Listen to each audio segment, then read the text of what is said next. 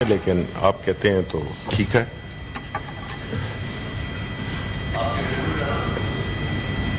جی No interference. بسم اللہ الرحمن الرحیم.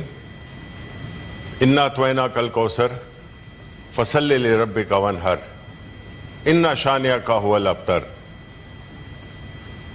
جناب چیئرمین، میری خواہش تو یہ تھی کہ جو ہمارے فائنانس منسٹر ہیں کہ وہ موجود ہوتے یا کوئی وزیر موجود ہوتا، لیکن شاید انہوں نے اس کو اتنا اہم نہیں سمجھا کہ اپوزیشن کی تقریر سن لی جائے. فائنانس منسٹر صاحب ایک شریف آدمی ہے اور وہ بینکنگ سیکٹر سے تعلق رکھتے ہیں. میرا تعلق بھی بینکنگ سیکٹر سے تھا.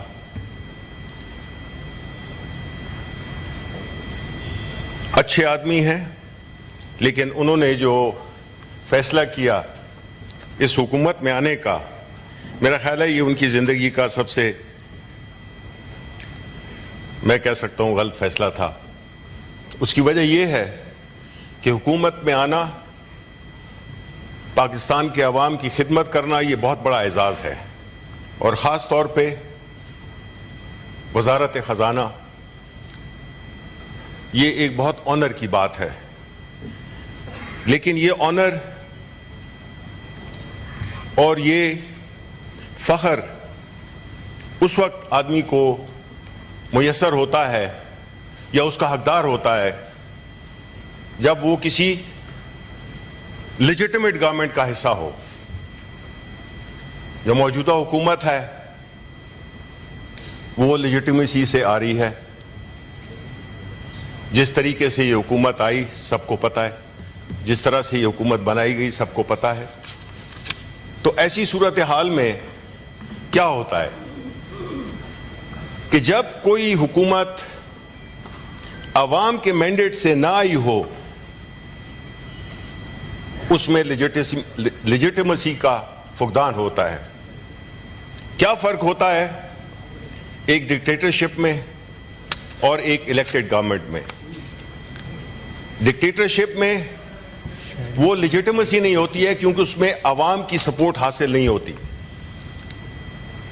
ڈیموکریٹک گورنمنٹ میں جو ڈیموکریٹک حکومت ہوتی ہے وہ اپنے مینڈیٹ جو عوام نے اس کو دیا ہوتا ہے، اس کی ایک مورل سٹرینتھ ہوتی ہے، اس کی لیجٹمیسی ہوتی ہے.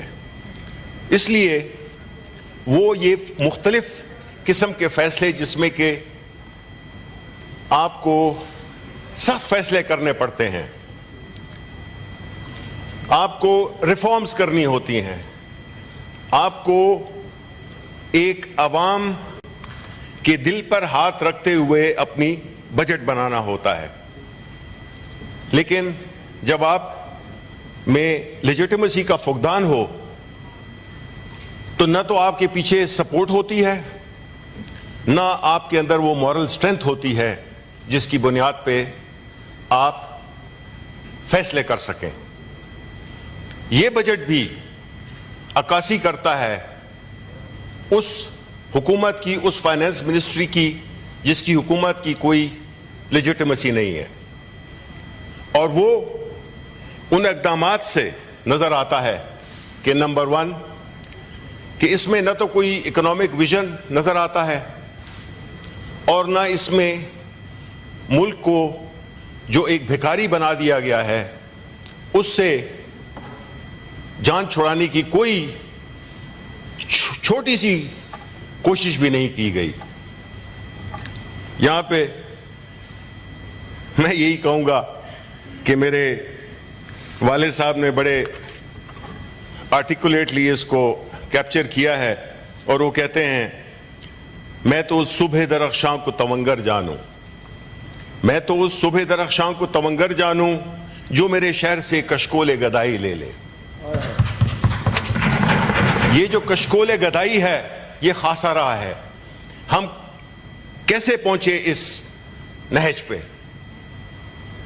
یہ صحرا اس ملک کی معاشی بدحالی یا اس ملک کی جو اداروں کی بدحالی، اس کا صحرا اگر آپ دیکھیں، چیئرمین صاحب آپ برا نہیں منائیے گا، اگر ہم دیکھیں کہ جب 1971 کے بعد جو ویسٹ پاکستان تھا، جو پاکستان بنا، اس وقت سے لے کر دو segments of Pakistani society have governed this country.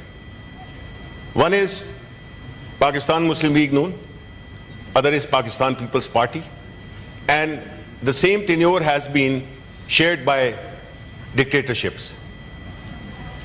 اس میں پی ٹی آئی کا کوئی ہاتھ نہیں ہے، کیونکہ پی ٹی آئی تو اقتدار میں آئی 2018 میں، 2013 میں پروونس میں ہم نے گورنمنٹ بنائی.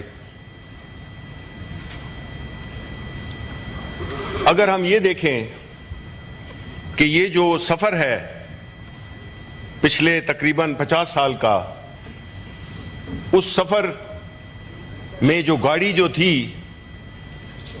وہ کس کے ہاتھ میں تھی؟ وہ ان دو پولیٹیکل سائڈ پہ، یہ دو پولیٹیکل پارٹیز، باقی ان کے ساتھ جو بھی ان کے حواری تھے، اور ڈکٹیٹرشپس کی. اب جو بجٹ پیش کیا گیا ہے اس میں ہم نے یہ دیکھا ہے کہ زیادہ تفصیل میں نہیں جاؤں گا، کیونکہ یہ بجٹ ایک تو کل رات کو ملا اور اس پہ بڑی چیزیں دیکھی جا سکتی ہیں، لیکن جو ایک عام تاثر بھی ہے عوام کا، اور جو ہم نے بھی فیکٹس اینڈ فگرز دیکھے ہیں، وہ یہ ہے کہ پاکستان تحریک انصاف بحیثیت ایک پولیٹیکل پارٹی، پاکستان کی سب سے بڑی پولیٹیکل پارٹی دونوں ہاؤسز میں، ہمارا ماننا یہ ہے، کیونکہ پاکستان تحریک انصاف پاکستان کے عوام کی میجورٹی کی نمائندگی کرتی ہے، وہ اس بجٹ کو زہر قاتل سمجھتی ہے. پاکستان تحریک انصاف اور پاکستان کے عوام ایک طرف کھڑے ہیں، اور جو اشرافیہ کے نمائندے اور ایک انلیجٹمیٹ حکومت میں بیٹھے ہوئے لوگ وہ دوسری طرف کھڑے ہیں. ظاہر ہے کہ ان کو احساس کیا ہوگا عوام کے جذبات کا. جو ٹیکسز لگائے گئے ہیں اس کو اگر آپ دیکھیں تو آپ کو نظر آئے گا کہ پاکستان کے جو سیلریڈ کلاس ہے ان پہ مزید ٹیکس لگا دیا گیا ہے. ایک طرف منیمم ویج کو بڑھا دیا گیا ہے، بہت اچھی بات ہے، لیکن وہ بھی اس میں بھی گزارا نہیں ہوتا کسی کا. اور جو ٹیکس میں لے آئے ہیں وہ جو 50,000 روپے کی تنخواہ ہے جس کی، اس کو بھی ٹیکس میں لے آئے ہیں. سملرلی جو ہائر اینڈ پہ آپ جائیں تو اس میں گو کہ وہ ٹیکس بڑھایا نہیں گیا، لیکن اس کا تھریش ہولڈ نیچے کر دیا گیا ہے. پہلے 60 لاکھ کی تنخواہ، اس کو جو ٹیکس لگتا تھا اس میں آپ لے آئے ہیں اس کو 41 لاکھ پہ. اس سے ہوگا کیا جناب والا کہ ایک تو پاکستان میں سینئر لیول پہ کام کرنا وہ وائبل نہیں رہے گا، اور نیچے جو 50,000 کی اور اس سے اوپر کی جو کیٹیگری ہے ان کا تو تقریباً جینا ہی حرام ہو گیا. ان بیچاروں کو تو وہ بنے ہی اسی لیے تھے. یہ جو اشرافیہ کے نمائندے ہیں، یہ دو جماعتیں اور ان کے ساتھ ان کے جو الائز ہیں، انہوں نے ہمیشہ پاکستان کے عوام کا خون چوسا ہے، اور یہ بجٹ اس سے مختلف نہیں ہے. یہ بجٹ جس میں کہ بنیادی طور پہ دو چیزیں ہوتی ہیں پاکستان میں ڈالر لانے کے، ایک ہوتی ہے فورن ڈائریکٹ انویسٹمنٹس اور دوسری ہوتی ہے ایکسپورٹس. ایکسپورٹس پہ بھی جو پہلے 1.25% کا ٹرن اوور ٹیکس تھا، اب اس کو بھی وہ نارمل ٹیکسیشن میں لے آئے ہیں. ایک طرف ہم اپنی ایکسپورٹس بڑھانے کی کوشش کر رہے ہیں اور دوسری طرف ہم ان کو پنش کر رہے ہیں. دوسرا سیکٹر آئی ٹی سیکٹر ہے، جس میں کہ ہمارے آئی ٹی کی ایکسپورٹس پہ بھی وار کیا گیا ہے.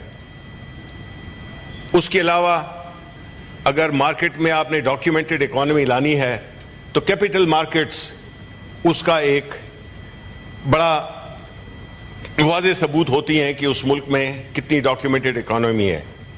گو کہ ہماری کیپٹل مارکیٹس کا سائز بہت چھوٹا ہے کمپیئر ٹو انڈیا. ہمارے جو انویسٹرز ہیں کوئی وہ 1.5 لاکھ سے زیادہ نہیں ہے، جبکہ انڈیا میں، خیر ہم انڈیا کے ساتھ کیا کمپیئر کریں. انہیں تو ہمیں تانا دیا کہ ہم پہلے بم لے کے ہاتھ میں پھرتے تھے اور اب اسی ہاتھ میں ہم کشکول لے کے پھرتے ہیں. یہ ہمارے لیے بہت ہی اس سے دل دکھا اسٹیٹمنٹ پہ. مجھے نہیں امید کہ ہمارے پرائم منسٹر یا ہماری گورنمنٹ کو اس پہ کوئی تکلیف پہنچی ہوگی. اس کے علاوہ جو ٹیکسیشن ہے وہ ایسے سیکٹرز پہ لگائی گئی ہے جس سے کہ میں یہ سمجھتا ہوں کہ ہماری جو اکانومی ہے وہ مزید پیچھے جائے گی. اتنا بڑا پہاڑ قرضوں کا، جس میں کہ کوئی تقریباً 57 ٹریلین کا ہمارا پبلک ڈیٹ بن گیا ہے، اور ہماری جو ڈیٹ سروسنگ ہے وہ تقریباً 75% of the budget of the revenues ہے. کوئی 10 ٹریلین کے قریب ہم نے اپنی ڈیٹ سروسنگ کرنی ہے. اور جو ہدف رکھا ہے بجٹ کے آمدن کا، وہ بھی بہت ہی ایک خوش خیالی پر مبنی ہے. ہوگا کیا کہ ہمارا فسکل ڈیفیسٹ مزید بڑھے گا.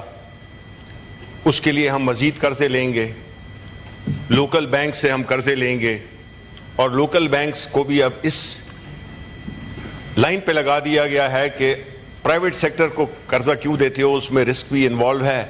گورنمنٹ کے ٹریجری بلز میں انویسٹ کرو، اچھا ریٹرن بھی ملے گا، پیسہ بھی سیف ہوگا. تو آپ نے اسکویز آؤٹ کر دیا ہے پرائیویٹ سیکٹر بوروئنگ کو. اس کے علاوہ جو ڈیٹ سروسنگ ہے اور جو ہماری آمدن ہے، اس کے بعد بچائی کیا ہے. اگر آپ 2 سیکٹرز ہی لے لیں، جس میں ایک آپ کا سرکولر ڈیٹ ہے، پاور سیکٹر، جو کہ تقریباً 5 ٹریلین سے اوپر کا چلا گیا ہے، جو ہمارے وقت میں 1.2 ٹریلین تھا. 2022 میں کوئی پچھلی صدی کی بات نہیں ہو رہی. اور پینشنز میں آپ کو معلوم ہے کہ جو فرسٹ ٹائم پینشنرز ہیں ان کو 1.2 ٹریلین سے زیادہ کا ان کا تخمینہ ہے. 809 ارب روپے جو پینشن فنڈز کے ہوتے ہیں. چیئرمین صاحب، یہ 2 ایسی چیزیں ہیں apart from the fiscal deficits جو کہ اس ملک کو خاکم بدہن لے ڈوبیں گی. ایکسپورٹس، اس پہ بھی ہم نے وار کیا. ہمارے جب ابھی جو اہداف ہیں 3 سال گزر گئے ہیں، 2 سال گزر گئے ہیں، لیکن وہ جو 2 سال پہلے کی فگرز تھے اس تک بھی نہیں پہنچ سکے. یعنی 31 ارب ڈالر ہمارے وقت میں تھے. یہ کیوں ہوتا ہے؟ یہ اس وقت ہوتا ہے کہ جب، جس طرح میں نے پہلے کہا کہ جب وہ حکومت ایک بولڈ ڈیسیژنز نہیں لے سکتی کیونکہ اس کے پاس وہ اخلاقی قوت نہیں ہوتی. اور جب آپ کے پاس اخلاقی قوت نہ ہو اور آپ ہر وقت ڈر رہے ہوں، آپ ہر 2 منٹ کے بعد پیچھے دیکھتے ہیں، اس سے آپ ملک اور قوم کو آگے نہیں لے جا سکتے. نہ اس ملک کو آپ خوشحالی تو دور کی بات، اس کو اس کی جو اپنی جو بنیادی ریکوائرمنٹس ہیں وہ بھی آپ قرضے لے کر اور پورا کریں گے. ہمارے وقت میں جو اہداف تھے وہ رجیم چینج سے پہلے کے. ہمارے وقت میں جو معاشی ترقی کی شرح تھی وہ 2020 سے 2021 5.74, 21 سے 22 6.18. پھر آتی ہے رجیم چینج. اس میں جو نااہلی اور lack of the moral and the legitimacy strength وہ نیچے دھڑام سے گری -2.21 میں. 23-24 میں 2.38. پاکستان میں ظاہر ہے کہ اس کی کانسیکوینس تو یہی ہوگی کہ گزشتہ 2 سالوں میں مزید 1 کروڑ افراد خطے غربت سے نیچے چلے گئے. 2022 میں 35.5% تھا اور ماشاءاللہ 2024 میں 40% ہے. پاکستان کے قرضوں میں مسلسل اضافہ. ہمارے وقت میں 44.3 کھرب کا قرضہ تھا اور ابھی اس حکومت مارچ 24 کے اعداد و شمار یہ بتاتے ہیں کہ وہ 67.5 کھرب پہ پہنچ گیا ہے. اور یہ جاری ہے ایوری ڈے. وہ جس طرح نیو یارک میں ہے نا تو اس میں ہمیں بھی ایک بنا دینا چاہیے جس طرح ہم نے وہاں بنایا تھا کہ کشمیر کتنے دن ہو گئے. نیچے ہم یہ بھی بتا دیں کہ جو ہمارا قرضہ ہے وہ کتنا بڑھ رہا ہے ہر گھنٹے کی بیسس پہ. پھر ایکسپورٹس اور جو ترسیلات ہیں فورن ریمیٹنسز وہ ہمارے وقت میں جولائی سے مئی کے اس میں 28.5 ارب تھے اور ابھی جو ہے تو وہ 27 ارب ہیں جولائی سے مئی. آپ اگر اس چیز کو دیکھیں تو نظر یہ آتا ہے کہ ہمارا سفر نیچے کی طرف ہی ہے. اور یہ کب رکے گا؟ یہ اس وقت رکے گا جب اس ملک کی اشرافیہ بجائے اس کے کہ اپنی باہر ملکوں میں جائیدادیں رکھے، اپنے کاروبار ملک سے باہر رکھے. ریسنٹ خبر جو آپ کو ملی تھی دبئی میں صرف 11 ارب ڈالرز کی پراپرٹیز. یورپ اور امریکہ اور باقی ملکوں کی تو کوئی انتہائی نہیں ہے. جناب والا اگر آپ فرینچ ریولوشن کا بیک گراؤنڈ دیکھیں تو وہ ہائی پبلک ڈیٹ کی وجہ سے ایک مین کاز تھی اور وہاں پہ بھی یہی تھا کہ کوئی 2000 کے قریب اشرافیہ اس وقت کی. اگر آپ کتاب پڑھیں چارلز ڈکنز کی ٹیل آف 2 سٹیز تو اس میں اس کا بڑی خوبصورتی سے احاطہ کیا گیا ہے. جب قربانی کی بات آئے تو پاکستان کے عوام دیں اور جب عیاشی کی بات آئے تو اشرافیہ آگے ہو. یعنی یہ اس ملک کی اشرافیہ جو کہ بہت کم تعداد میں ہے اس نے اپنا تسلط قائم کیا ہوا ہے 225 ملین کے لوگوں پر، عوام پر. اگر یہ لوگ اپنی جائیدادیں، اگر ان کو اس ملک سے اتنی محبت ہے جو کہ یہ کہتے ہیں اور جس پہ یہ سیاست کرتے ہیں، تو وہ جائیدادیں جو کہ انہوں نے ملک سے باہر بنائی ہوئی ہیں، وہ پیسے جو انہوں نے مختلف بینکوں میں رکھے ہوئے ہیں فورن بینکس میں، اس کو لے آئیں تو اس ملک میں ہمارا جو قرضہ ہے وہ ختم ہو جائے گا اور ساتھ میں اٹونمنٹ بھی ہو جائے گی کہ آپ نے اپنے گناہوں کی معافی مانگ لی، کیونکہ یہ سب کچھ تو یہاں پہ رہ جانا ہے. جواب تو ادھر کے علاوہ اوپر کو دینا ہے. جو ادھر کا جواب ہے اس کے لیے آپ نے ادارے بنائے جس کو کہ کہتے ہیں جس کو کہتے ہیں نیب. اگر آپ نیب کو دیکھیں تو یہ وہ ادارہ ہے جس نے کہ سپوزٹلی یہ ایک احتساب کمیشن بنایا تھا پاکستان مسلم لیگ نون نے. سیف الرحمان تھے غالباً اس کے کرتے دھرتے. اور وہ بنا ہی اس لیے تھا کہ وہ کس طرح سے پولیٹیکل وکٹمائزیشن کر سکیں.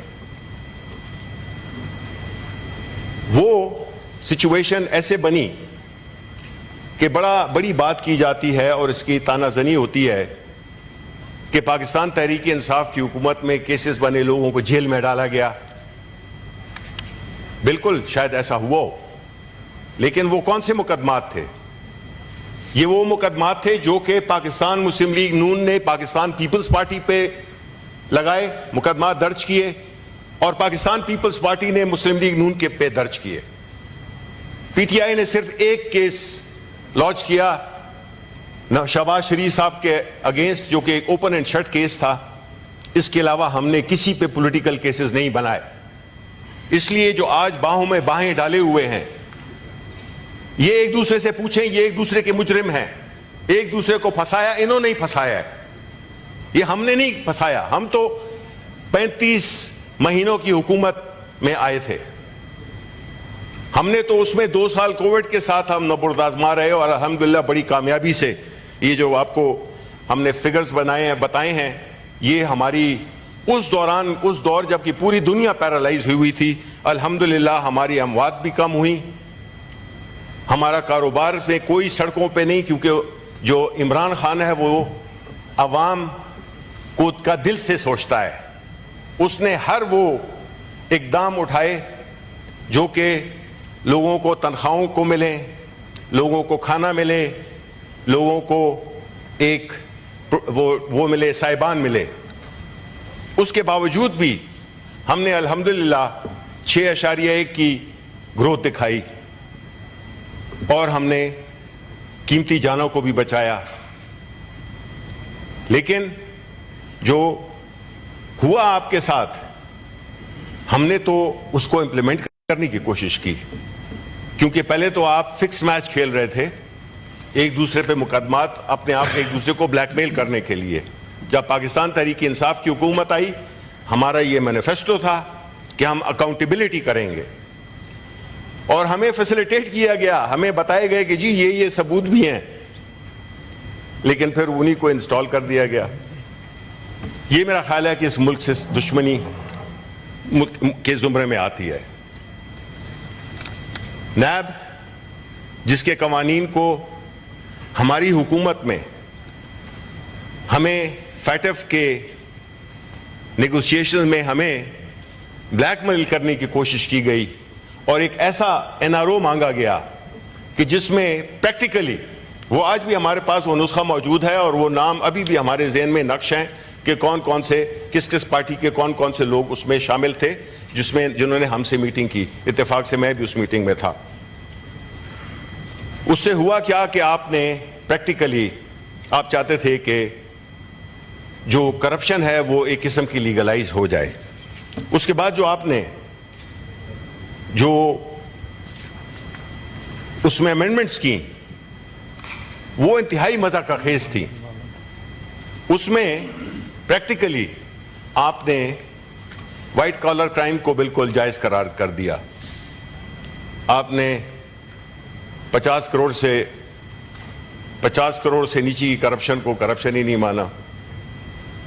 آپ نے جو فیملی کے اکاؤنٹ ہوتے ہیں اس کو بھی آپ نے علیحدہ کر دیا. غرض یہ کہ ایسی امینڈمنٹ کی کہ جس سے کرپشن تقریباً جائز ہو گئی. اب جو نیب کی پرفارمنس ہے وہ اگر آپ دیکھیں تو یہ 2000 میں بنا تھا, یہ جنرل مشرف نے بنایا تھا. 2000 سے 2017 تک جو ریکوریز انہوں نے کی وہ 295 ارب کی تھیں. پاکستان تحریک انصاف کی حکومت میں جو کہ 2018 سے 21 اس میں ہماری ریکوری 426 ارب روپے تھی. اس کی وجہ کیا تھی کہ ہماری گورنمنٹ میں کمٹمنٹ تھی, ہم اس ملک میں جو لوٹا ہوا پیسہ ہے اس کو آپ واپس ہم لا رہے تھے عوام کے لیے. جناب چیئرمین, یہ جو ایک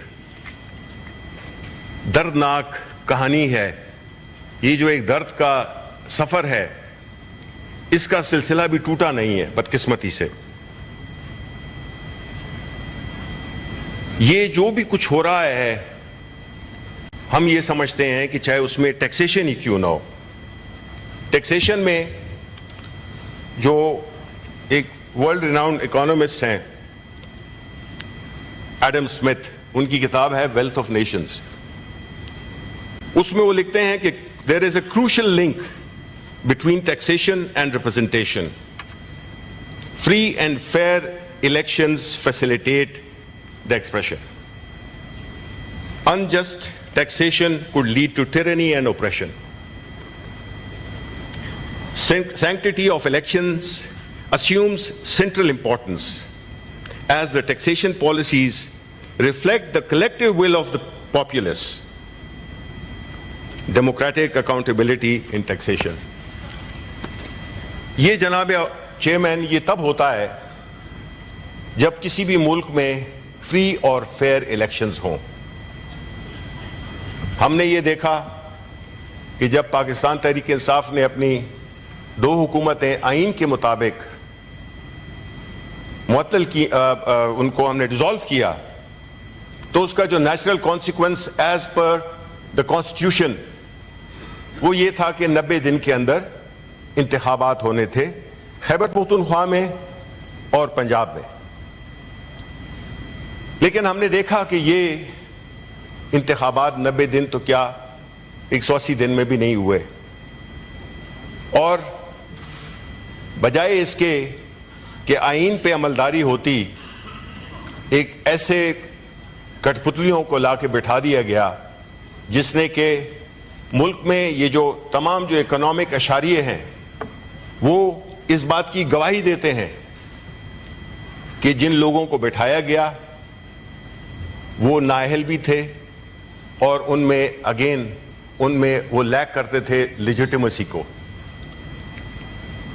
اس کے بعد ایک ظلم و جبر کا سفر شروع ہوا جس میں کہ پاکستان تحریک انصاف کے قائد, پاکستان کی سب سے بڑی جماعت کے قائد, پاکستان سے سب سے پاپولر پارٹی کے قائد, ان کو جیل میں ڈالا گیا, لیڈرشپ کو پرسیکیوٹ کیا گیا, ورکرز کو پرسیکیوٹ کیا گیا. آج بھی ہمارے ہزاروں پولیٹیکل ورکرز, ہماری لیڈرشپ جیلوں میں ہے. اس ایوان کا ایک ممبر بھی جو کہ اعجاز چودھری ہیں, جن کے پروڈکشن آرڈر کے لیے ہم بارہا ریکویسٹ کر چکے ہیں, لیکن وہ شاید اتنے خطرناک ہیں کہ ان کو ہم اس ایوان میں نہیں لا سکتے. اب ایسی صورتحال جس میں کہ مینڈیٹ چرایا گیا ہو, پھر الیکشن ہوئے, اس میں ہم نے دیکھا پہلی بات تو یہ ہے کہ یہ الیکشن کمیشن آف پاکستان کا یہ فرض بنتا ہے کہ وہ آئین کے مطابق, جو کہ اس کا کانسٹیٹیوشنل رول ہے, کہ وہ انتخابات منعقد کرائے ایز پر دا کانسٹیٹیوشن, جس میں کہ وہ بری طرح فیل ہوا. پھر اس کے اوپر الیکشنز, جب عدالت عظمیٰ نے یہ فیصلہ دے دیا تھا, یہ اس کا عدالت عظمیٰ سے کوئی تعلق نہیں ہے. آئین میں ہر چیز بڑی کلیئر لکھی ہوئی ہے. آپ کو جانا پڑا سپریم کورٹ اس کی وجہ سے الیکشن, ورنہ اگر وہ فیصلہ نہ آتا تو شاید آج دن تک الیکشنز نہ ہوتے. پھر پاکستان تحریک انصاف کا انتخابی نشان چھینا گیا, اور یہ کہہ کر کہ پاکستان تحریک انصاف نے الیکشن نہیں کرائے, اور وہ آج بھی یہی کہہ رہے ہیں. پاکستان تحریک انصاف نے 3 الیکشنز کرائے ہیں پچھلے 3 سالوں میں. 2 الیکشنز کروائے ہیں گزشتہ سال اور ایک اس سال. لیکن جب آپ نے طے کر لیا ہے کہ ہم نے پاکستان تحریک انصاف کے الیکشن کو نہیں مانا, نہیں مانیں گے جو کچھ بھی ہو جائے, جب آپ ایک فریق بن جائیں تو پھر ہوتا یہ ہے کہ جب عوام کا غیظ و غضب آتا ہے, چاہے آپ ان کو 50,000 نئے سمبل دے دیں, وہ اس کی پرواہ نہیں کرتا. اور ثابت کیا کہ باوجود کنفیوزنگ, مشکل لیکن ویل تھاٹ آؤٹ انتخابی نشان جو کہ ایک الٹریٹ لوگوں کو گمراہ کر سکتی ہے، اس کو بھی عوام نے اپنی کمٹمنٹ سے، commitment to democracy, commitment with the chairman of Pakistan Tehreek Insaf Imran Khan, انہوں نے ریکارڈ ووٹ دیے، ریکارڈ ووٹ دیے، اور ہر سیٹ پہ اس طرح سے لوگوں نے باوجود اس کے کہ تمام مشکلات کھڑی کی گئی تھیں، جیری مانڈرنگ ہوئی تھی، حلقوں میں ایک ہی فیملی کے مختلف پولنگ سٹیشنز بنا دیے گئے تھے، سب کچھ کیا گیا، نومینیشن پیپرز چھینے گئے، کینڈیڈیٹس کو اٹھایا گیا، اس کے باوجود آپ کو ایک شرمناک شکست ہوئی۔ پاکستان تحریک انصاف ابھری اس ملک کی سب سے بڑی سیاسی جماعت کے طور پر دونوں ایوانوں میں۔ آپ کا دل شاید ابھی بھی نہیں بھرا، اور جو ہماری پیٹیشنز جس میں کہ ہم نے الیکشنز کروائے، اور اندازہ کریں کہ وہ الیکشن کمیشن آف پاکستان جو کہ اربوں روپے لیتا ہے، خرچ کرتا ہے الیکشنز کے کرانے میں، وہ ہمارے الیکشنز کو نہیں مانتا۔ اس لیے نہیں مانتا کیونکہ وہ سمجھتے ہیں کہ یہ ہو نہیں سکتا۔ آئین کیا چیز ہے، قانون کیا چیز ہے۔ انہوں نے ابھی بھی ہماری پیٹیشنز کو، ہماری 30 مئی کو ہماری پیٹیشن کی سنوائی تھی، اور وہ ابھی تک ہوئی نہیں ہے کیونکہ وہ کاز لسٹ پہ لگتی ہے، کاز لسٹ ہٹ جاتی ہے۔ یہ کیا ہے جناب چیئرمین؟ اس کو ہم کیا کہیں؟ آپ تو ایک سیاسی ورکر ہیں، ایک سیاسی لیڈر ہیں، ساری زندگی آپ کی سیاست میں گزری ہے۔ شاید ہم میں سے بہت کم ایسے ہوں جس کو کہ اللہ تعالیٰ نے یہ آنر دیا ہو کہ وہ سارے عہدوں پہ ماشاءاللہ وہ رہ چکا ہو۔ ہم تو نہیں ہیں۔ آپ بتائیں، یہاں پہ ان کی لیڈرشپ بیٹھی نہیں ہے، لیڈر آف دا ہاؤس نہیں ہے، کوئی منسٹر نہیں ہے،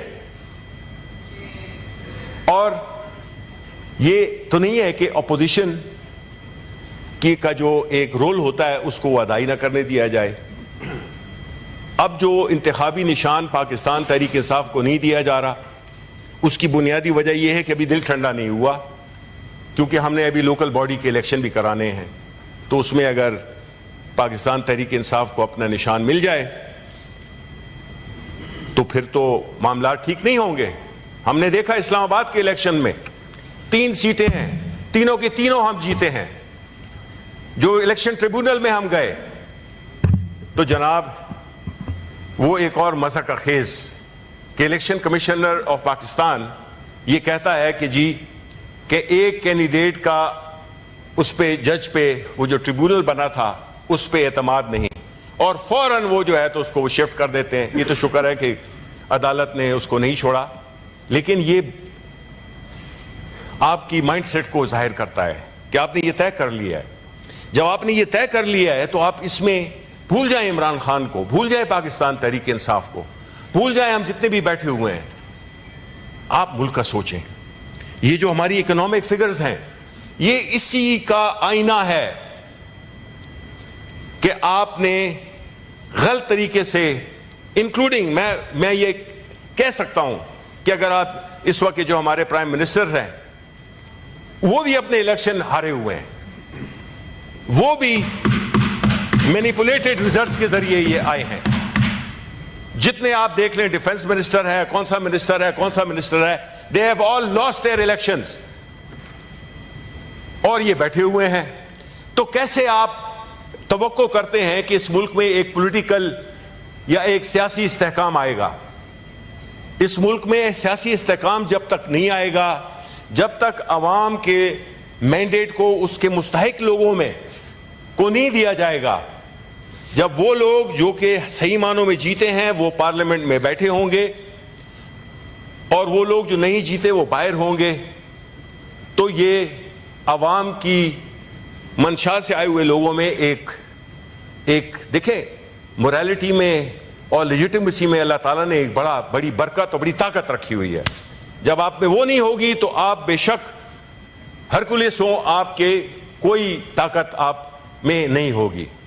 کیونکہ انسان اور اللہ تعالیٰ نے جو کائنات بنائی ہے اس کا جو بنیادی چیز ہے وہ ہے رول آف لا، جس کی کہ ہماری پارٹی ہمیشہ ذکر کرتی ہے اور ہم اس میں بلیو کرتے ہیں کہ دیکھیں کسی بھی ملک میں جب آئین رول آف لا نہیں ہوگا، جس ملک میں پراپرٹی رائٹ سیکیور نہیں ہوں گے، اس ملک میں کوئی کیا انویسٹ کرے گا؟ باہر کے لوگ اس ملک میں کیوں انویسٹ کریں جب آپ کے اپنے لوگ کدھر گئے؟ وہ سوئس اکاؤنٹس بھول گئے، کدھر گئے ایون فیلڈ بھول گئے. او بھائی یہ پیسے آپ اس ملک میں لائیں، اس وقت ملک کو ضرورت ہے. اس ملک میں آپ ہی نے اس کو اس نہج پہ پہنچایا ہے. آپ یہ نہیں کر سکتے کہ پاکستان کے غریب عوام کے خون پسینے کی کمائی کو باہر اپنی جائیدادیں بنائیں. کیونکہ آپ اپنا فیوچر سیکیور کرنا چاہتے ہیں تو پاکستان کے جو عوام ہیں تو وہ گھاس کھائیں گے. پاکستان کے عوام جس میں کہ میجورٹی ینگ لوگوں کی ہے، وہ کس طرح سے اپنا مستقبل دیکھیں گے؟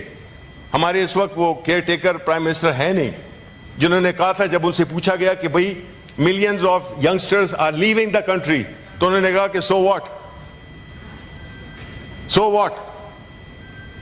جناب چیئرمین، نوجوان اس ملک کا سب سے قیمتی اثاثہ ہیں. آپ پوچھ لیں کہ انہوں نے بجٹ میں اس کے لیے کیا رکھا ہے.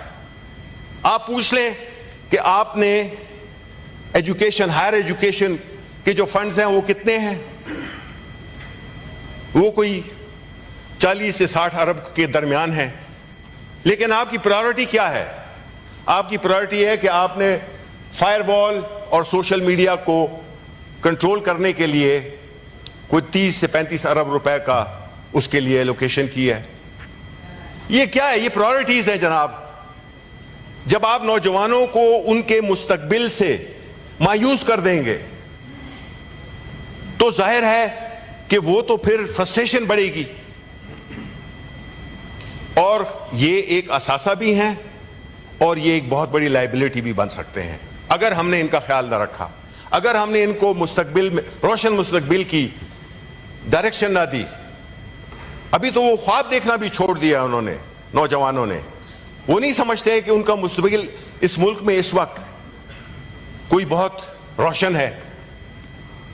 Coming back to election commission of Pakistan, آپ مجھے بتائیں چیئرمین صاحب، once again I say that you are a political person and you have fought many elections. I don't want to quote the example of our enemy country. ابھی elections ہوئے ہیں، وہاں پہ 800 million سے زیادہ لوگوں نے ووٹ کیا ہے. کتنے ہزاروں پولنگ سٹیشن تھے، لاکھوں پولنگ سٹیشنز تھے. ایک جگہ پہ ایک بندہ رہتا تھا، اس کے لیے بھی پولنگ سٹیشن بنایا انہوں نے. 1 مہینے کا دورانیہ تھا اس پورے الیکشن کا، ای وی ایم کے ذریعے بنایا، کنڈکٹ کیا. ایک آواز اٹھی ہے کہ الیکشن ریگ تھا. انتقال اقتدار کیسے ہوا؟ جناب چیئرمین، ہم بھی اس صف میں شامل ہونا چاہتے ہیں کہ یہ ملک ہمیشہ اسی لیجیٹمیسی کی جنگ لڑتا رہا ہو کہ الیکشن جیتا ہے، یہ جیتا ہے، وہ نہیں مانتا، ہارنے والا بھی نہیں مانتا، اور جیتنے والا کہتا ہے کہ جی میں جیت گیا ہوں. اس قسم کی چیز ہمارے پولیٹیکل سسٹم کو بالکل ہی اس نے کھوکھلا کر دیا ہے. کیوں نہیں ہم اپنے الیکشنز فری اینڈ فیئر کرا سکتے؟ اس لیے کہ جو ویسٹڈ انٹرسٹ ہیں، جس میں کہ مجھے بہت افسوس ہے کہ آپ کی پولیٹیکل پارٹی بھی شامل ہے، پاکستان نون بھی شامل ہے، MQM بھی شامل ہے، اور باقی جو پولیٹیکل پارٹیز ہیں. پہلا کام کیا کیا ہے اس حکومت نے؟ جو رجیم چینج کے بعد انہوں نے 2 لاز لائے. ایک لا لائے کہ ای وی ایم کو ختم کر دیا، جو کہ ہم لائے تھے اپنی حکومت میں، اور مجھے فخر ہے کہ ایز سائنس ٹیکنالوجی منسٹر میں نے اس مشین کو ایک حقیقی شکل دی. لیکن ہم نے یہ دیکھا کہ وہ پہلا ہدف تھا جب یہ رجیم چینج ہوا کہ وہ لاز کو اور نیب لاز کو چینج کیا گیا. اگر ای وی ایم آپ نہیں چاہتے تھے، جو کہ ہمیں پتہ چل گیا تھا کہ دیور الیکشن کمیشن آف پاکستان کے پاس میں ہزاروں دفعہ گیا، وہ ہمیں ہمیشہ جو ہے تو ہی واز پلئنگ ڈیفیکلٹ. پتہ چل جاتا تھا، it was written all over here کہ وہ نہیں چاہتے ہیں. پریزیڈنٹ نے ان کو بلایا, he refused to go there.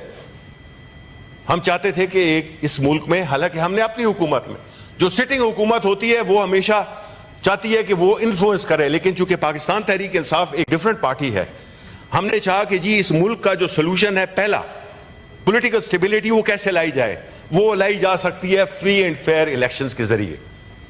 تو ہم نے اس کے لیے عملی اقدامات اٹھائے, اس کے لیے قانون سازی کی, لیکن یک اس سے آپ نے اسے ووٹ کیا کہ اس کو نہیں ہونا چاہیے, بیکاز آپ نہیں چاہتے ہیں کہ الیکشن فری اینڈ فیئر ہو, آپ ہی نہیں چاہتے ہیں.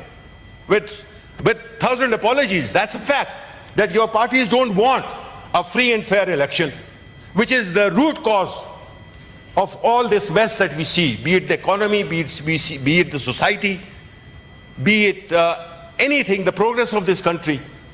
وہ نہیں ہو رہا. اس کی وجہ, بنیادی وجہ یہ ہے, یہاں پہ رول آف لا نہیں ہے. جب رول آف لا نہیں ہوگا تو پھر جنگل کا قانون ہوگا, اور جنگل کا قانون ہوگا, اس میں پھر کوئی محفوظ نہیں رہ سکتا.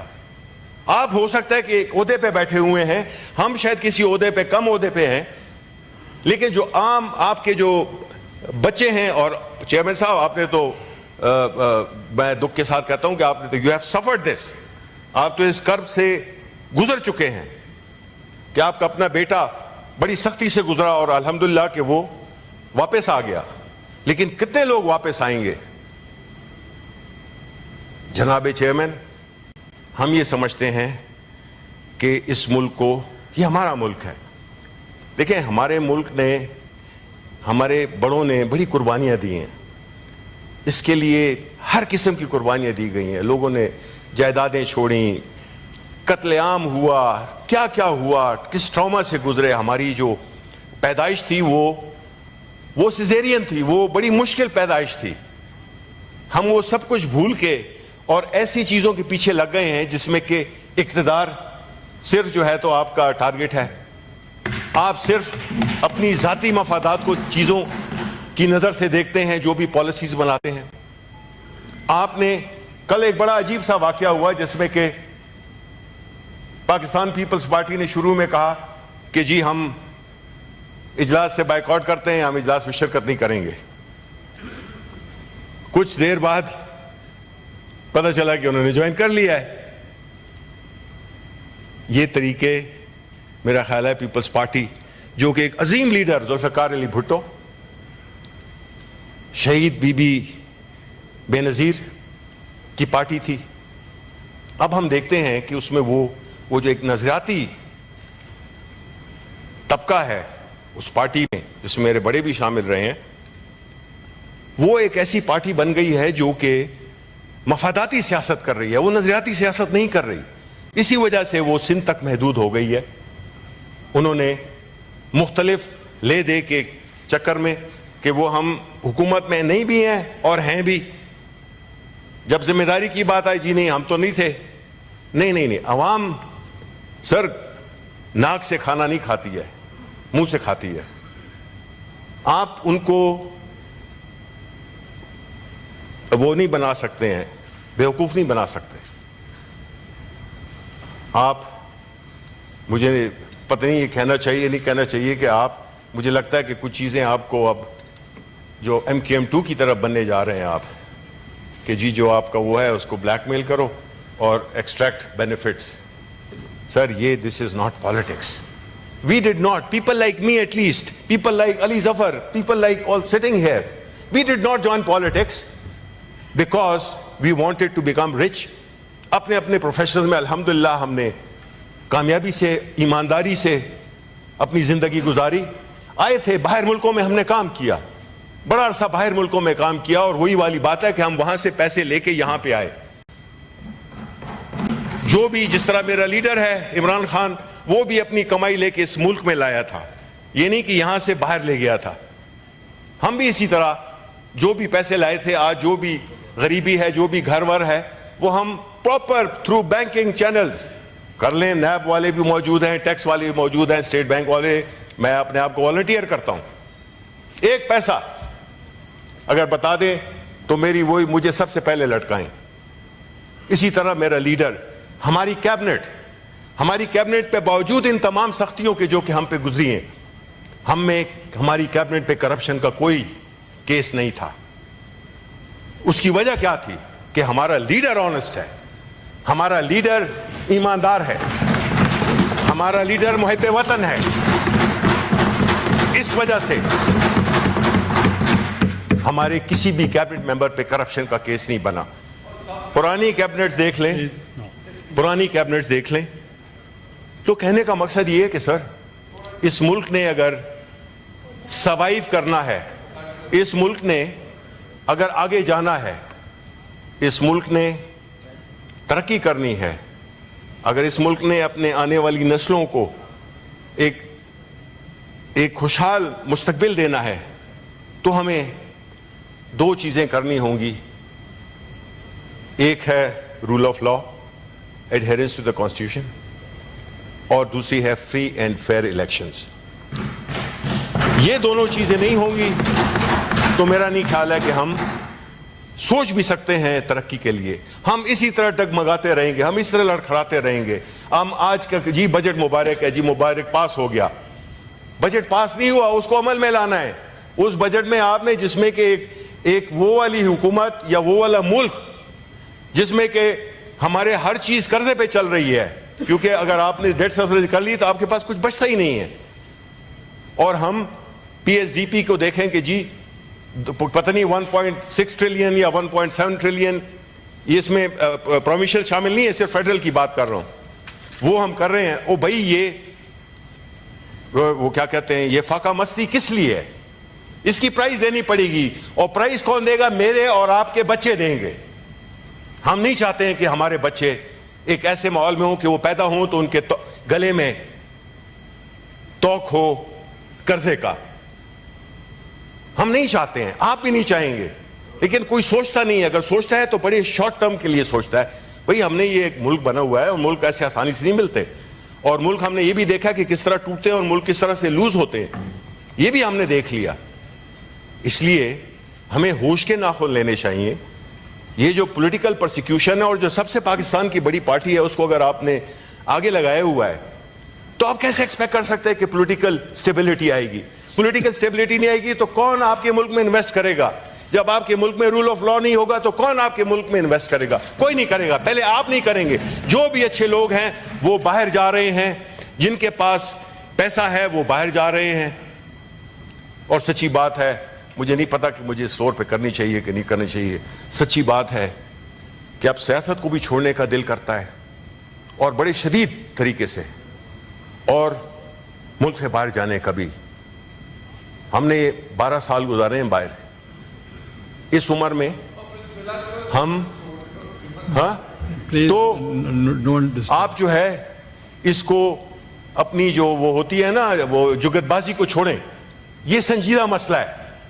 اس ملک کو کی سلامتی کو اس وقت اس پہ بڑے سوالیہ نشان بن گئے ہیں, کیونکہ آج کل کے زمانے میں ملک کسی ملٹری اٹیک سے نہیں ٹوٹتے ہیں, وہ فرام ود ان امپلوڈ بھی ہوتے ہیں, اور اس کے ساتھ ساتھ جو بینکرپٹ ہوتے ہیں, یا پھر خدا نہ خواستہ اور کوئی غلط طریقہ ہو سکتا ہے جس سے کہ ہمارا ملک دو چار ہو. ہم افورڈ ہی نہیں کر سکتے ہیں, بیکاز ہماری اکنامک سچویشن, ہماری جو سوشل کوہیژن ہے, وہ اتنی کمپرومائز ہو چکی ہے کہ ہم اس کو مزید آگے نہیں لے جا سکتے. لہذا آخری کامنٹس میرے یہی ہیں کہ مجھے بڑا اچھا لگتا ہے جب میں اپنے عظیم والد کی کوئی شعر و شاعری پڑھتا ہوں. اسے خبر نہیں تاریخ کیا سکھاتی ہے, اسے خبر نہیں تاریخ کیا سکھاتی ہے, جب رات کسی خورشید کو شہید کرے تو صبح ایک نیا سورج تراش لاتی ہے. میں کٹ گروں کہ سلامت رہوں, یہ یقین ہے مجھے کہ یہ حصار ستم کوئی تو گرائے گا. تمام ایذا نصیبیوں کی قسم, فراز صاحب کے ساتھ معذرت کے ساتھ, ہماری جد و جہد کا سفر رائے گا نہیں جائے گا. شکریہ.